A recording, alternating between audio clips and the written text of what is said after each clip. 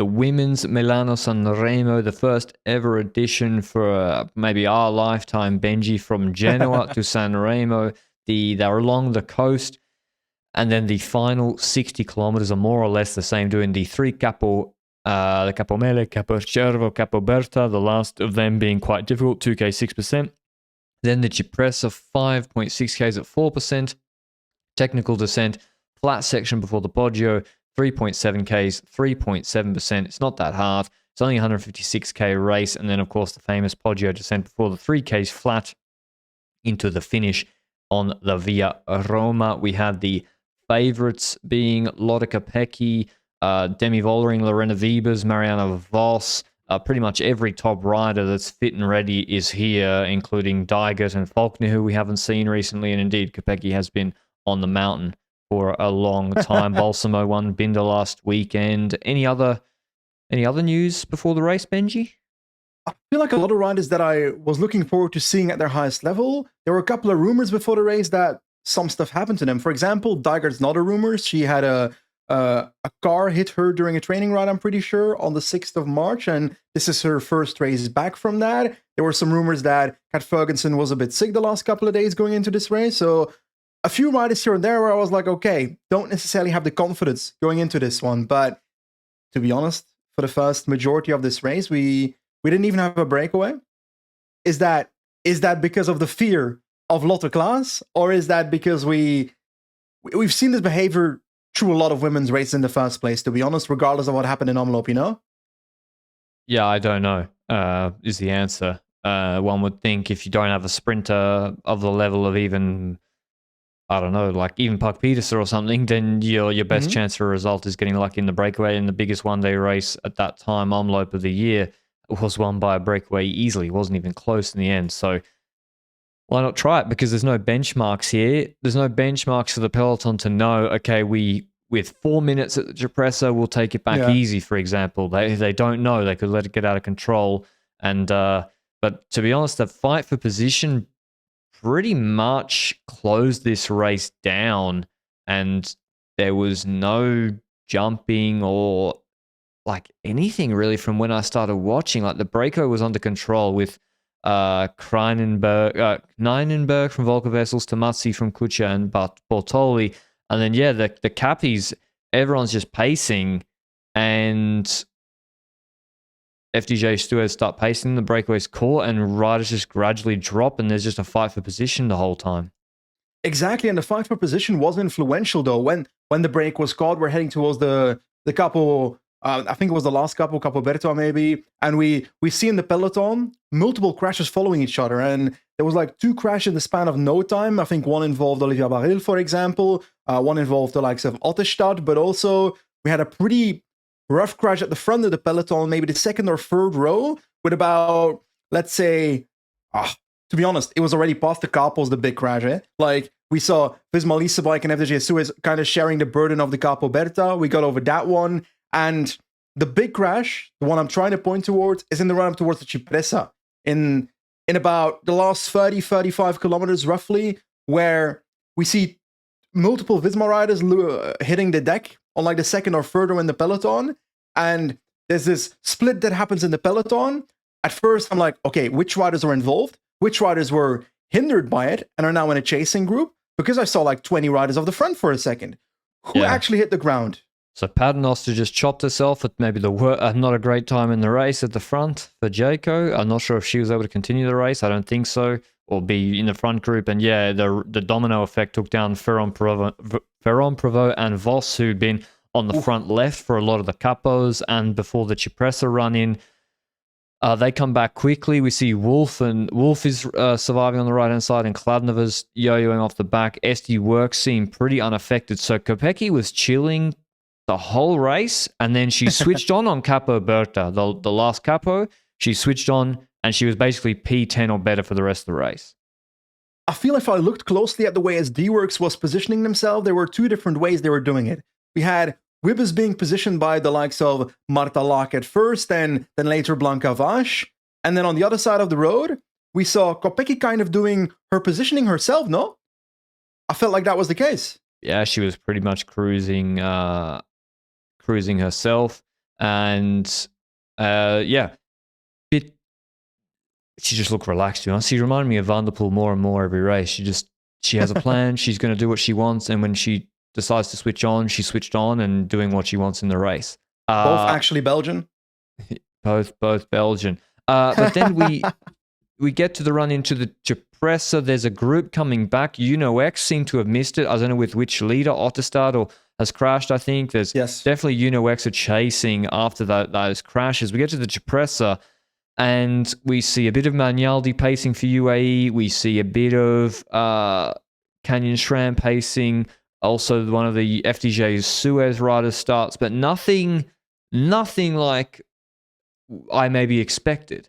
This is the longest climb of the race with some harder sections. I thought this is where the climbers were going to really launch it. And after a few riders drop in the first kilometer, no one drops on the Cipressa. Riders that were under pressure, Faulkner and others, actually come back in the last half of the Cipressa. It slows down considerably.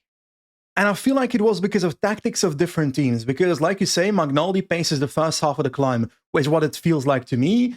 And that's because Longo Borghini wants a slightly harder race. But the problem is, Magnaldi's one of our last riders. So, in doing so, you pace the first half, but what happens afterwards? FDJ Suez didn't take over for this full second half. What happens instead is, Lil Trek, who has Elisa Balsamo, which is someone that wants a slightly more conservative race, they put Brand to the front. We see Balsamo sliding a little bit in the halfway point of the climb, but then moves forward again in the second half, showing the fact that the tempo dropped. So the first half of the Cipressa, Magnaldi tries to make it harder. UAE runs out of domestiques then. And then the second half, Brand neutralizes the tempo. And there's no one else that goes over that to push it. And I felt like I was disappointed mostly in FDJ Suez in this race. Yes, they paced the copies, but I had very little confidence in Demi Vollring's ability to win this race before the race started. I gotta say that first. But the only way she can win the race is in two ways. Either she gets very lucky with a surprise attack in the end, which she does not have the acceleration for, in my opinion, or the team hard paces every single climb. Capi, Cipressa, Poggio, and tries to launch her, and there's maybe a split % chance that she can get a gap, which I don't necessarily even have the confidence in. But if they only pace the Capi, and then on the Cipressa, it's UAE that paces and Brand that neutralizes the tempo, what's going to happen? Labou and Vollering are the only riders left for the Poggio. Like, is Labou exploding the Poggio even enough at this point? Well, I mean, that's even a moot point, because what eventually happens, spoilers, Labou finishes in the top 10 of this race with Demi. That ain't the play. Yeah. Like, Labou has to get a gap on 4, 5, 6%, Labou has to do a lead out to the point where she's standing still, like Kwiatkowski, and that didn't happen. So I really feel like at the top of the Cipressa, FDJ were pretty much not a factor in this race anymore. They kind of gave up on winning the race. What's strange now is Pauline Ferrand-Prévot goes to the front. There were 4 Visma in the group. Vos wasn't on her wheel, and Ferrand-Prévot smashes the Cipressa descent all out, sprinting out of the corners, creates a split on the Cipressa descent, keeps pushing on the flat when she gets off the descent, and she's looking back, and in her wheel, Blanka Vash, Lotte Kopecky, Lorena Wiebes, Elisa Longo Borghini, no Marianne Vos there anymore. She's on the wrong side of the split, and 2 things could have happened here. Both good for ST Works. They anticipate with Blanka Vash, and no one else controls, possible. Or they just pace with Blanka Vash all out, and Vos and whoever's behind is flicked completely. That sort of happened. They were caught in 2 minds, actually. They did a little bit of both. In the end, they just let the group come back. I thought if she was here, I'm not sure she was, but if a Faulkner or Dygert was here, this is the moment to anticipate. But that was very strange, because it's like, where's Ferrand-Prévot going to go on the descent? Yeah. With no Vos? I don't see it either. Especially because, yes, either she goes solo or with a couple of riders that are not faster than her in a sprint at the end, and kind of forces others to chase in the group behind, which not sure that's a perfect situation either, because there's still going to be some domestiques left, which was the case with the likes of SD Works having Blanka Vash, Kopecky, and Wiebes all 3 in the first group even. So it's there's no real like follow-up situation that can be a good situation for Ferran Broe, especially when Vos is off the back.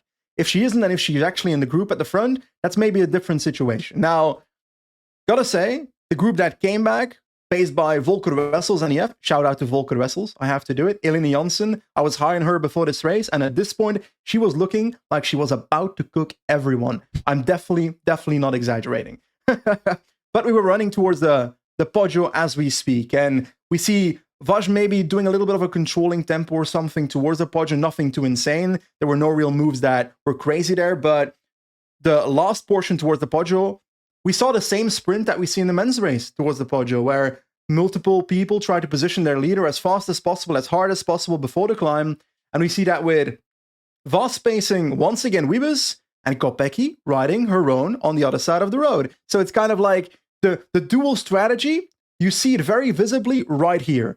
And that's when a different team that we haven't really seen too much in this race so far comes to the fore. Cicely Uttrup-Ludwig for Canyon SRAM comes forward with Nivea Doma in the wheel. So the plan of Canyon SRAM is clearly that they want to try and set up a move by Nivea Doma on this climb. But I actually want to say, I think the same thing applies as with Vollering.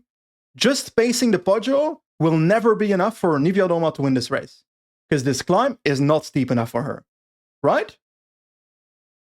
Yeah, you have to have all-out lead-outs or attacks, and indeed, especially when it's the same rider. I'm not sure, it was Cicely Ludwig the whole time. This is 4%. Everyone's getting a big draft. I know it's maybe a favorable wind in some sections, but yeah, it's no one's dropping at all. Until like 600 to go, it's the same rider pacing. A bit of Labou pace comes, or Labouist attacks. Then we see Ferguson and the other riders who are at the back under a bit of pressure, but it's way too late. And I was still surprised. Vollering started out of position. I even think when Labou, I feel like Vollering's explosivity is not as good as it was in the past. I don't know. It's only 4% still.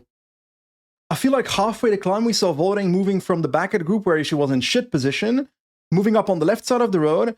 But this is where something comes into play that you explained in the preview of Milano-Sanremo. The fact that on the Poggio, when the road turns, the peloton goes to the other side of the road and boxes you in. To the other side, it opens it up again. Then it turns around to the left again, you're boxed in again. And that came into play a lot for FDJ Suez here, because as she moved up, Vollering seemingly stopped for a second next to Labou, maybe to say, this is the time for us to do something, and Balsamo started moving up.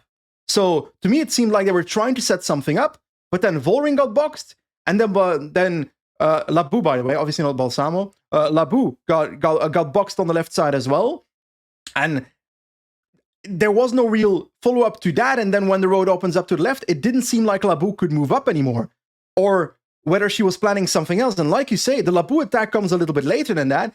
I was just expecting an all-out lead-out for Vollering on this climb from Labou, and that attack kind of does that. It's kind of a reverse lead-out kind of where Labou's attack then forces Nivea Doma to close that, which Vollering's then in the wheel of a lead-out of multiple riders, and then Nivea Doma ends up countering Labou on this climb. And I gotta say, I was looking at a couple of people here, and it was not Nivea Doma, it was not Vollering anymore, it was Balsamo sitting in 5th position, and Wiebes is in a similar position as well. So at this point, if you're with 400 meters to go on the Poggio, and those two riders are in the top 6 riders, no way you are getting them dropped over the top here. And then we saw a last-minute move, I think, by Kim Pinar, and she was super strong. Starts moving up on the left side and counters her a little bit later, just before the top. And I swear, it's like, was it 40 meters before the top? It was to the point where as she gets to the front, they could slide onto her wheel, and she then had to stop pedaling to take the left-hand sharp corner. And with a bit earlier, Vollering wouldn't have needed a huge gap, you know. We're not talking with very fine margins, because Longaborghini wasn't doing the best descent either. So I feel like if Vollering did get the jump on them Poggy style last year, and she has 20 meters, 3 seconds, at least it makes it a bit different. Probably Wiebes and Peters are still closer, but this way it wasn't happening. And same with Visma Benji. Vos is there, great. But so's Lorena Wiebes. Yep. So Ferron Prevost kind of followed the puncher attacks, and yeah, you got numbers, but Quebec, as soon as I saw maybe a K to go on Poggi, I was like, this race is finished. We all watched the extensive interview in the morning that was on the broadcast with Lotte Kopecky. She was basically expecting, she was saying, yeah, I'll probably just give Lorena a lead out today. And she literally, from then on, I was like, she's going to do it exactly like Van der Poel did it last year for Philipsen. And with both of them there, you got the strongest flat rider, you got the strongest sprinter with a coordinated plan. It's very difficult for another rider to win. And indeed, Vollering goes into the descent. ELB is losing the wheel a little bit. Peterson comes over the top. She looks like she's descending better. Wiebes is descending well. She moves into P3. She's actually all over it. A split happens somewhere behind Marianne Vos and Ruch in front of, and I think it was in front of Lebu, PF. So it was then Lebu, Ferron Prevost, and Kopecky was behind, maybe P11 into the descent. And we get to the bottom. Sturven style, Cancellara style, perfect timing. It was the only way she could win the race. I'm surprised another rider didn't do it, although there wasn't much time. Elisa Longo-Borghini jumps from that lead group, and she nearly did indeed win this race because Kopecky was a lot. I was looking for the world champ jersey. I was looking for the white jersey over, and I was like, where's Kopecky? Where's Kopecky to pace? It took Kopecky a long time to get to the front, and in fact, it was Puck Peterson who basically ruined her own race chasing ELB because she got stuck on the front off the descent, kept that gap stable to Longo-Borghini, and Demi paced a bit as well. So Wiebes was in the wheel. Wiebes was cool. Wiebes didn't react at all to ELB. Just looked at her, trusted Kopecky coming back, and it still was a close run thing, though, Benji. I mean, ELB, it wasn't like she got caught with K to go. Exactly. It was the last 100 meters that we see Longo-Borghini eventually getting caught by Kopecky, who does the last bit of pacing. But I'm saying the last bit of pacing, it took a while for Kopecky to also catch Longo-Borghini. So it's not like she was sitting in the wheel of that group, that second group technically, because she came back to the Wiebes group before she started pacing. It's not like she was sitting there fresh. I do feel like she just came back from the mountain and it's her first race and she isn't at top level yet based on what I saw today, because she also wasn't at the front on the Poggio anymore towards the end. Anyway, regardless of that, Kopecky paces. Longo-Borghini gets caught in the last 300 meters. I don't know the exact distance from the finish line, maybe even closer, 200 meters maybe, but I'm looking at two riders at this point. Is Lorena Wiebes going to win or is it Vos? And Vos comes out of the wheel of Wiebes first, which kind of puts Wiebes into a position where she might get boxed in. Then Wiebes moves to the left and also starts sprinting. And we get this 1v1 battle on the right side of the road. Gotta be honest, I completely missed what Balsamo was doing at this point. She might have been on a gap, I don't know. But it was the 1v1 sprint. And who ends up winning, my friend? Well, as expected, if she made it over the Poggio, there could only be one winner. And indeed, it's Lorena Wiebes. I thought when you watched it front on, it looked like Vos. It looked a lot closer. It looked, if Vos had boxed her in as she came past, maybe she nearly had her, and she did have her wheel in front for a moment. But actually, when you look at the overhead, Wiebes jumps and creates the space. Maybe Vos could have boxed her in if she sprinted next to Rook. But Wiebes, is alive to it and is sprinting and didn't let herself get boxed in. And when she gets clear air, she goes past Vos very, very quickly. Ferron Prevost swings out of Kopecky's wheel, but then Ruch comes off her wheel to take third. Vos was second. There was a gap between the two. Ferron Prevost fourth and Vollering fifth. Pinar sixth, Daiget seventh, Balsamo eighth, Lebu ninth, Kopecky 10th, helping her teammate win. Then Peterson and Longo-Borghini last of the group. A final quite similar to the men's race last year, I would say. Extremely similar, with even almost the same number of riders finishing, a late attacker being brought back. So, SD Works played it perfectly, really. And after Poggio, I really don't see how anyone could... Like, ELB did everything right. Kopecky closed it down. I just don't see how the race ends any other way. Exactly. The different scenario that can happen is if Wiebes doesn't have it and Vos ends up winning. But at the end of the day, on paper, Wiebes wins that scenario 90% of the time. And a perfect race by the team. And first of all, Marta Laag doing the lead out towards the Cipressa, I'm pretty sure. Then on the Cipressa, Blanca Vash survives for the next Valley and also for the run in towards the Poggio. Vash then leads out Wiebes, and then on the Poggio, Kopecky gets over, who can do then the lead out for Wiebes. Like, it's absolute perfection. And on paper, yeah, Kopecky wasn't maybe not necessarily at the level on the Poggio visibly. I don't know if it feels like she wasn't at the level to necessarily respond to puncher attacks on the Poggio if it was needed, but Wiebes herself was at that level today. So perfect race by SD Works, and in the end, they take the victory. As simple as that. Hey, by the way, we gotta mention Eline Janssen had a mechanical in the descent of the Poggio, and I don't want to claim anything untrue here, but she might have had a chance there if she didn't. Kat Ferguson also nearly crashed, I think, in the Poggio. Hopefully everybody that crashed in today's stage is not injured for the coming weeks and months. Yeah, we only saw the the end of what was happening there. It wasn't clear whether Ferguson had to panic brake with someone crashing in front of her, whether she was the one that had an issue. It wasn't clear, but certainly that ended her race and Janssen's, although they were behind already. I think I didn't really see them making it back up. But yeah, it's tricky to really know what happened for the rest of the race.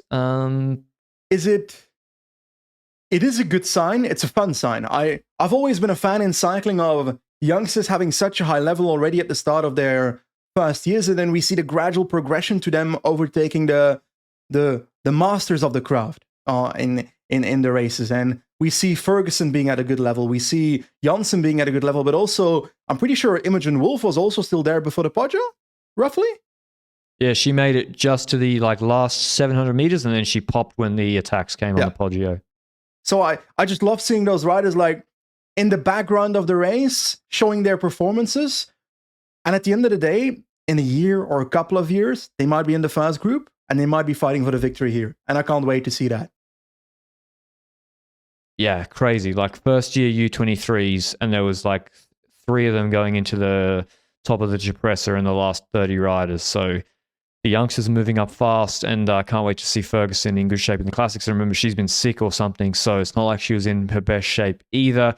I still think Benji, not the race I was expecting completely. Yeah. I think the domino effect of Ferron-Prévot pushing the Cipressa descent, which meant a lot of the domestiques were dropped or couldn't come back or tired, meant that then SD Works could have the Poggio they wanted, and they controlled the first part of it, entered in good position, and I didn't see from Visma, Phoenix, FDJ, I didn't really see any plan to try and put Wiebes and Kopecky under pressure. I agree. The terrain is maybe not optimal to do so, but at the end of the day, if you don't try, you won't get the outcome anyway. Even Canyon Schramm hard pacing with Utrecht Ludwig and then attacking with Niviadoma, you won't win Milano-Sanremo that way. You need to make it a longer term plan in the race. It needs to involve the copies. It needs to involve the Cipressa. It needs to involve the last climb. We got to keep in mind, the teams are starting with 6 riders here, which is less than in the men's races. Are we underrating the difficulty of pacing the copies, the Cipressa, and the Poggio before a move? Probably, but they all have the same shared incentives. Yeah. So true. It's also the case that SD Works don't have unlimited riders, so you could create a situation where you can attack in between the Cipressa and the Poggio. But yeah, I think actually in the end, I think Wiebes was probably one of the strongest on the Poggio. Yep. So if she really had to, she probably could have closed down. I mean, she did close down anything she wanted. We didn't even see her open it up. So, and on the descent, you can tell she's so fresh that on the descent, she's closing gaps, moving up positions. She clearly felt fine. So Wiebes was also, credit to her, fantastic shape. So that was the first edition, but learnings for next year, I guess, for the peloton. It'll be still difficult to beat the Kopecky-Wiebes combo unless they... If they keep wanting to ride it, if they ride it this way, pretty hard to beat, I would say. So agree. But I gotta say, it wasn't a memorable edition, but I kind of still enjoyed it. Seeing it play out the first time around in, 20 years since the old Milano-Sanremo in women's cycling. I obviously didn't see that back in the day because I'm like 27 years old. I was 7 back then. Now, I am looking forward to seeing this develop in the next couple of years and seeing whether we see different strategies applied as a consequence, like you say, because these other teams must learn from their mistakes today. Yeah, and it was great. The anticipation building from the first Cuppy, it was it was really enjoyable to watch, especially as it filled in the early afternoon, because we're still, Yes, at the time of recording, we are still 30, how far away are we from the first? 33 Ks from the first Cuppy. All right, time for a siesta. Thanks for listening. As always, we're going to go and watch the men's race, even though we've just recapped it ahead of this on the podcast, and we'll see you with the weekly show early next week. Until then, ciao, ciao.